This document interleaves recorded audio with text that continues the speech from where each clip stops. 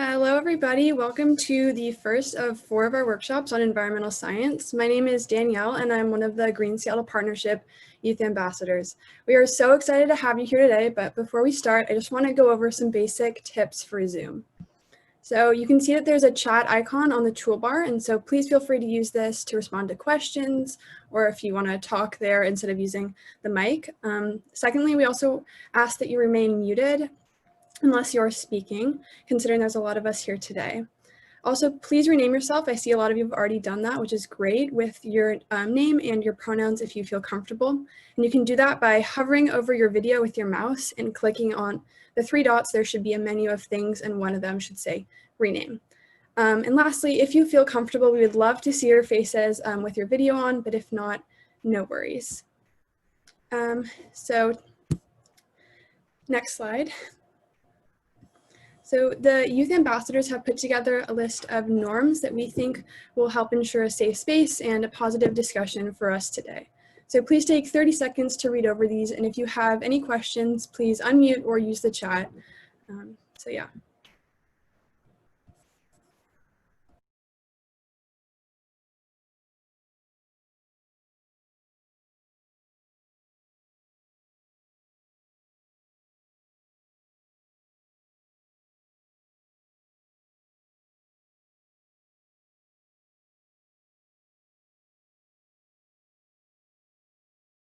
All right, and then this is just going to be a brief outline of how today is going to go. Next slide. And before we begin our meeting, we first would like to do a land acknowledgement. So we would like to acknowledge that we are on the ancestral and unceded territory of the first people of Seattle, the Duwamish peoples past and present, and we honor with gratitude both the land itself and the Duwamish tribe. Next slide. So now let's get a little bit into what exactly the Green Seattle Partnership is and what exactly we do for those of you who don't know. So the Green Seattle Partnership, or GSP for short, is essentially a partnership between the City of Seattle, Forterra, community groups, volunteers, nonprofits, and many other individuals and groups. And GSP was actually founded in 2004 to protect Seattle's parks. And it's estimated that at that time, if GSP had not intervened, Seattle's parks risked losing up to 70% of their tree cover within just 20 years. Now, clearly with GSP's help, a lot of this has been averted, but there still remains a lot of work to do, and GSP continues to do a lot of good work around maintaining and restoring Seattle's parklands to this day. Next slide. Okay, so now we're going to introduce who we are. So we're the youth ambassadors, and so these workshops were created and will be led by students like many of you. And the Green Seattle Partnership Youth Ambassadors are a group of high school students, and we're passionate about environmental issues and the restoration and preservation of our forests and green spaces. We hope to inspire all of you to be good stewards and advocates for the environment, and to share your knowledge and educate others on how they can do the same. So that's what we hope for you to get out of some of these workshops. And also, just a little note, we have a YA in our name, just so you know who we are. Okay, next slide. And now we're going to do some introductions and icebreakers. So we're going to introduce all of ourselves first, but then we want to get to know you guys a little bit more. So we're going to do a little poll. So if you have your cell phone near you, you can either text Caroline Byrne 384 to the number 22333, and this question will come up and you just type in your answer. Or you can use the link that I just sent in the chat, and that will also take you to the same poll. So you can get that set up while we introduce ourselves. So I will start. My name is Meredith. I use she, her pronouns. I go to Seattle Prep, and one thing that I always try to do to help the environment is I'm lucky enough to be able to drive an electric car. All right, my name is Sydney. I use she, her pronouns, and I'm currently in 12th grade at Seattle Academy. And one thing I always try to do to help the environment is reduce my use of single-use plastics.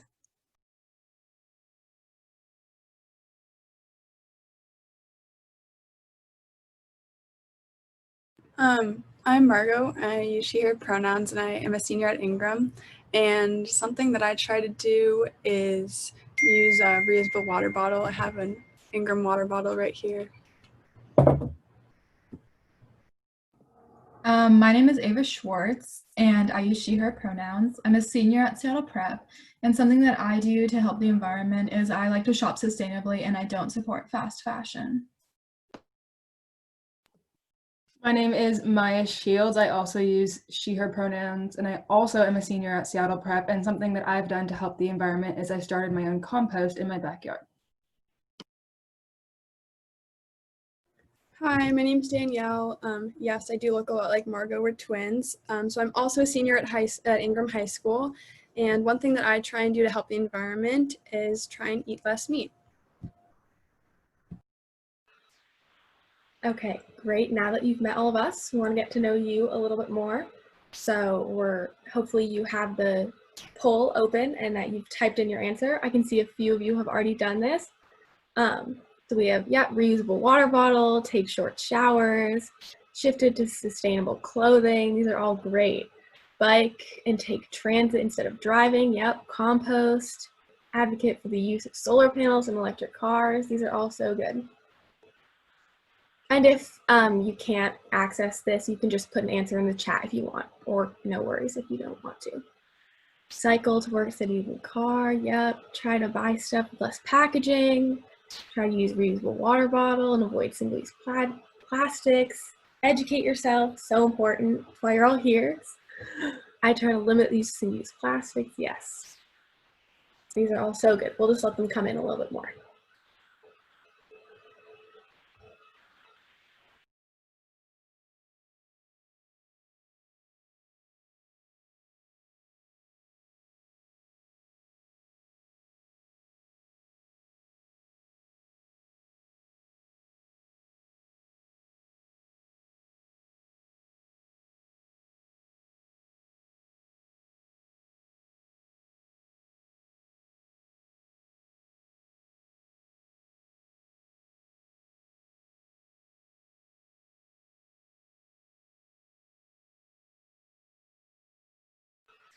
Okay, looks like everyone has answered. Thank you so much for participating, and we'll continue with the workshop.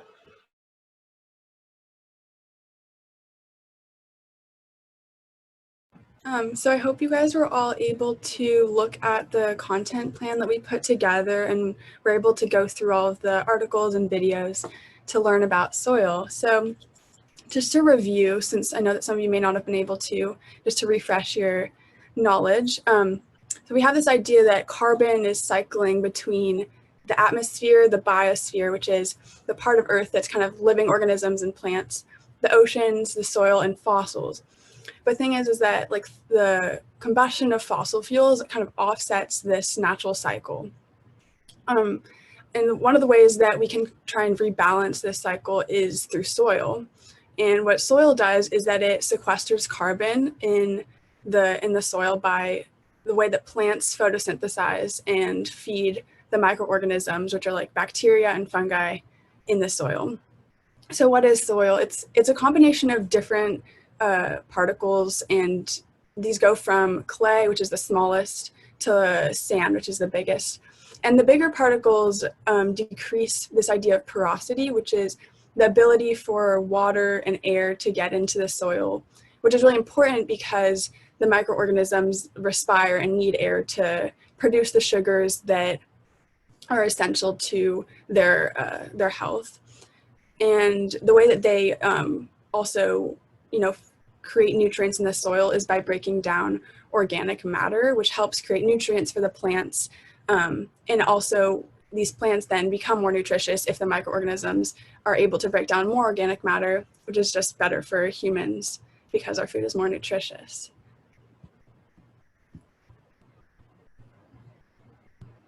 So in the past 50 years or so, new technology and new policies have allowed food productivity to increase exponentially, which is good because it has made food a lot cheaper to produce and for consumers to buy. But it was especially made possible by the use of machines and chemicals like fertilizers and pesticides, which rely on fossil fuels. So the consequences from that industrialization is that there are a lot of greenhouse gas emissions that come from agriculture. The groundwater can become contaminated from the use of all these chemicals, and overall it just decreases the health of the soil and makes them more acidic and requires more use of chemicals to restore the natural pH of those soils. Additionally, this industrialization has kind of shifted the focus of agriculture to become more focused on profits, which has in turn neglected the safe working conditions of the farm workers, which it kind of becomes a social equity issue because these farm workers are often like migrants and stuff. Additionally, because accessibility to these means to industrialize, like big machines and stuff, is really expensive, and so it has kind of forced out smaller farms and created this idea of big ag, which is this monopoly on farms and food systems by big corporations. And as it stands, current agricultural practices are really extractive. So it means they're consuming more natural resources than they are creating and providing back into the land, which creates really degraded soils that can't retain water, don't have nutrients without the use of chemicals, and they just can't sustain plants or microorganisms, which in turn leads to soil erosion, which kind of removes those that layer of organic matter that's at the top of the soil, and desertification, which is not good for the health of the soil and is by no means sustainable.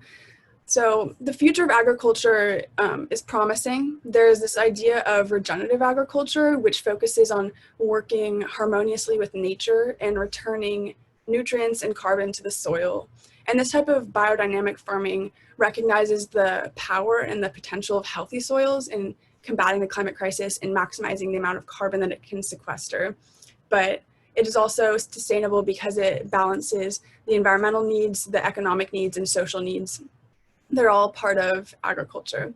And this is also why urban forests are really important, because they improve the quality of the soils, especially in urban ecosystems where carbon emissions are really high, which can create really acidic soils. And it's just one of the key components to the Green South Partnership and what we do.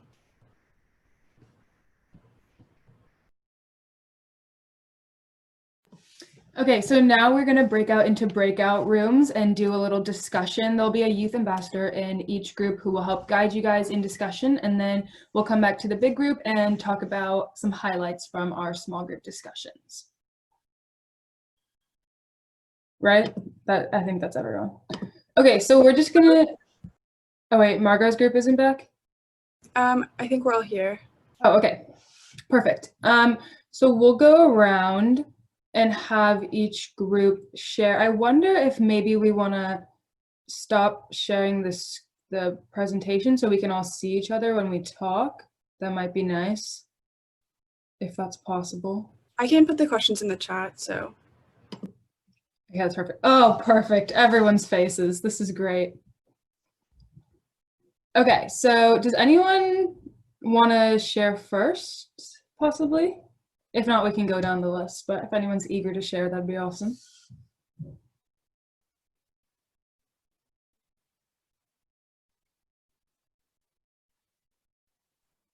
Is it okay if I talk? Yes, go for it.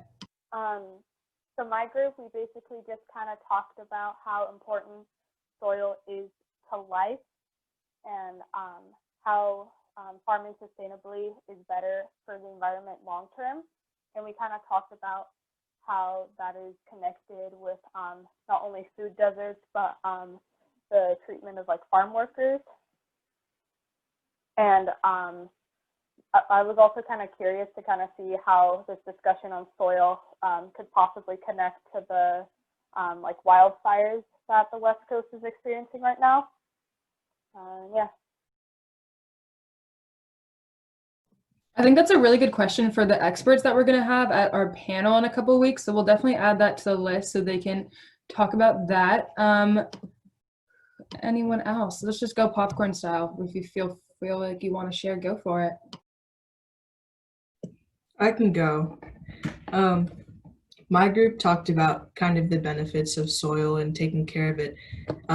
In the video, you can see like this girl who pulls out this beet and she's like, oh, this is like the biggest beet I've ever seen. But that's because like they've taken really good care of their soil.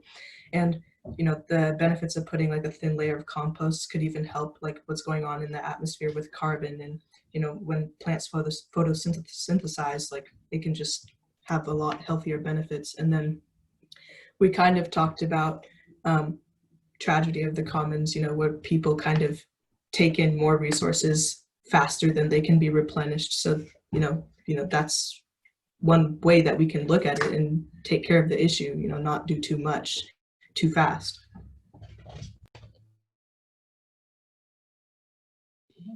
Our group talked a little bit about like how having better soil is kind of a win-win, where you get better health for everybody who's eating plants grown in that soil, and then you also have carbon being, I think it's sequestered is the word I want to say, but carbon is going down, and you're kind of repairing the cycle that was like broken by all the new factories and stuff. Our group talked about a lot of the same things as a lot of other groups, especially getting soil back into, or carbon back into the soil. And then also in terms of racial justice, some of the things that we talked about were how I know I personally am not Native American, and so it feels very unethical for me to be like weighing in personally because it's not my land to farm on. And then also we talked about workers' rights and immigrants' workers' rights, especially like farming in Eastern Washington. And then Vaughn had a really good idea about like community composting in like parks.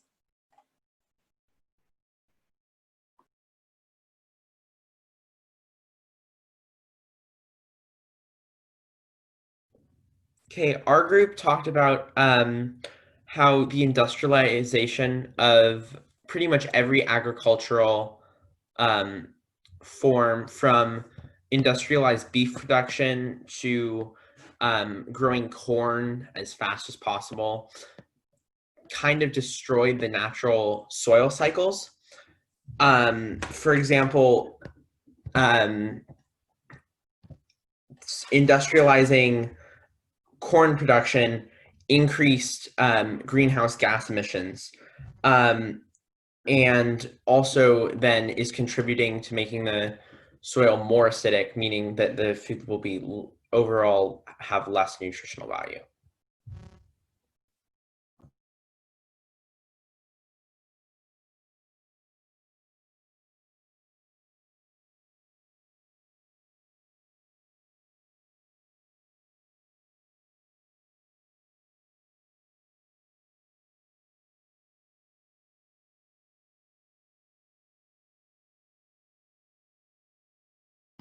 I think you guys all brought up some really awesome points. I'm so glad we got to have such good discussions. Does anyone else want to share anything before we maybe move on? Or if you don't want to speak up on your mic, feel free to say something that you thought was interesting in the chat, because we'd love to hear what you guys talked about.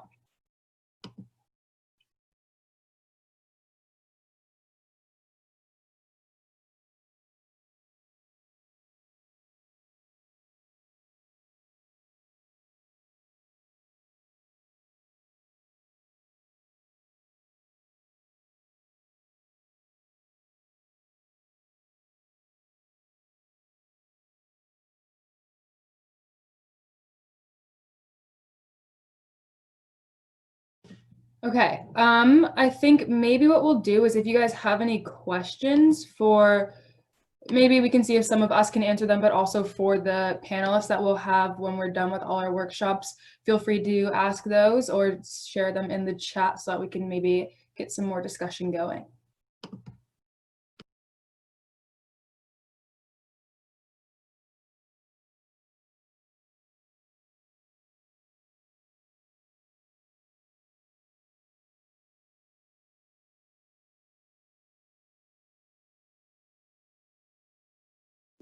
Do you want to ask, did you say ask questions now or later? Ask them now if you have some. All right.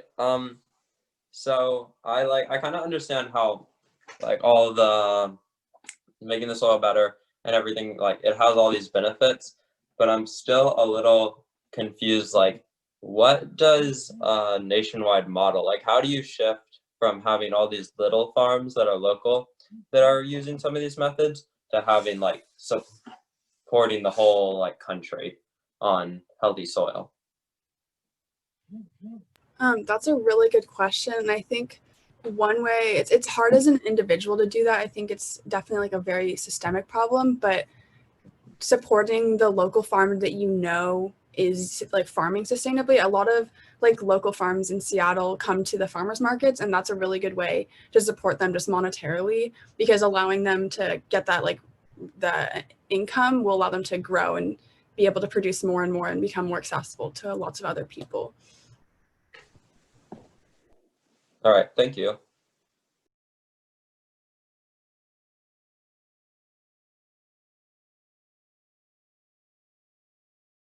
So I'll add that like sometimes that's not always accessible for everyone, because the methods that they use might be more expensive at the end in terms of the product.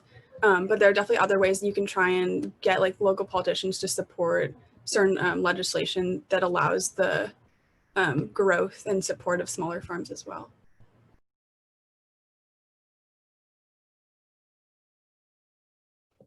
Do you think it would be helpful if we could find a way to industrialize sustainable soil and farming practices?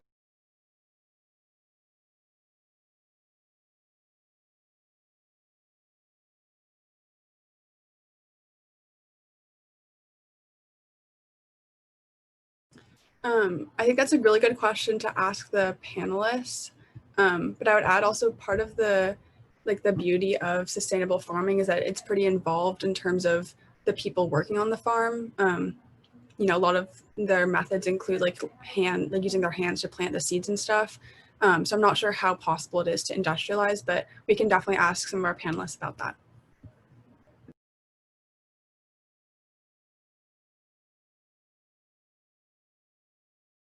There was a question in the chat: how can we alleviate the issues of food deserts and apartheids? Someone else want to answer, or I can answer? Well, I think that there's two things. I think there's two kind of ideologies around that. One of them being food justice and securing the right to like healthy and food for everybody. And then food sovereignty is another one, about the right for people to have healthy and culturally appropriate food that's grown in an ecologically sound manner. So I definitely recommend looking at both of those principles, but that's another thing we can ask the panelists.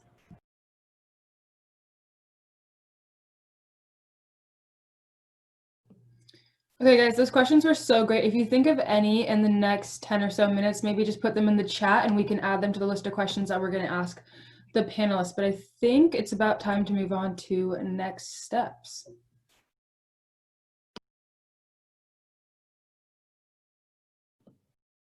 Okay, so for next steps, next slide. So if you were inspired by today's workshop and you'd like to get more involved with soil and urban forestry movement, you can. Here's some like ways that you can get involved. So first of all, you can become involved with GSP. You can help volunteer to support our mission of restoring Seattle's forested land. There's so many different ways to get involved. You can be a forest steward, or you can join a volunteer event, or you can make a group of your own. And feel free to reach out to us for more info or ask questions in the chat if you would like. Another way to get involved is to support local BIPOC sustainable farms. These are just a few, but an entire list along with links and if you can volunteer, if they have delivery options. We'll be sending out that list in an action items email following up with this workshop. Next slide, please. So you can also get involved with the Drawdown Eco Challenge. They have so many ways to get involved in many climate and like future related advocacy topics, including some relating to soil, like land sinks and food agriculture and land use, which are some major topics that we talked about today. And along with some more action items, those will be coming out with that email that I just mentioned. Next slide, please. All right, and as we said, we do have some more workshops coming up. So our next workshop is water, and that's September 26th. And then we have carbon, and then our panel of climate experts and scientists. And the registration link will be in the, haven't signed up for any of those other three and you would like to join us there. Also feel free to add any discussion questions for our panelists. Just kind of anything that you'd like based on climate. We'd love to answer some of those for you and kind of just keep this great discussion going. And then also share these workshops with your communities, and let's try and get some more people involved with the climate justice movement. We really want to like spread this message and keep the education sphere going. And then if you have any more questions, if you've already signed up for these and you have any more questions, feel free to just, like I said, add them in the chat, or you can email us just any way that you'd like. All right, next slide. And then we need your feedback. So like I said, with the actions item email, will also be a short survey, and it just takes 5 minutes, and we'd love to get some responses on that.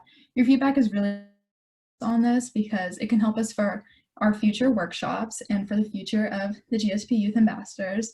It also includes an anonymous demographic question. This will help us understand the identities and backgrounds of people who attended today, so you all. And it can help us support some underrepresented communities. So thank you in advance for your help while we work to make our workshops more equitable and inclusive. Next slide, please. So this is the end of our workshop, unfortunately, so sad. But thank you so much for coming. It was great talking to you all and seeing that so many people are interested in the environmental justice movement. If you have any questions, any comments, like anything else, feel free to reach out.